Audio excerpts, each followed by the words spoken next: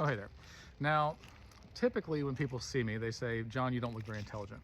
And I'm not disagreeing with that, okay? But I want to tell you about a little journey I've been going through. As you guys know, I'm not as young as I used to be. I'm 51 years old now. And I've always had pretty much perfect eyesight. I can see everything clearly, far away, close up, whatever. I can read small, big, it doesn't matter. And I've never had a problem with my eyes. But the last year or two, I've been like, let me just back that off just a little bit.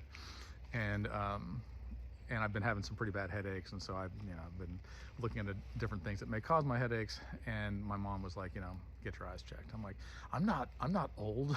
She's like, get your eyes checked. So nevertheless, I did go get my eyes checked, and it turns out that, like as happens when people get older, the lens inside my eye is becoming less flexible, and so it's hardening, which is, they call that a cataract. And so it's beginning to form. Like, it could be way down the road, but enough that everything I see is still clear, far away, mid, relatively up close. But when it gets too close to my face, I'm like, oh, that's too blurry. And so to address my original question of, John, you don't look that intelligent, I got some readers. And so now I feel like, at least to some degree, when I'm reading, when I'm looking at my phone, I can be like, well, I look intelligent now, don't I? So I used to be apprehensive about growing old, because to some degree it feels like we're fading, right? Like we were at a peak, and whether or not we realize it, the time has passed, and now our bodies are falling apart, never to be put back together again.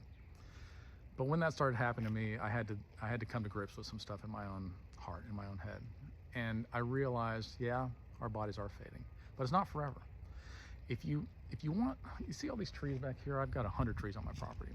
And if they would have stayed a seed, they would have been insignificant. They would have come and gone. Some bird would have eaten them up or whatever in the world.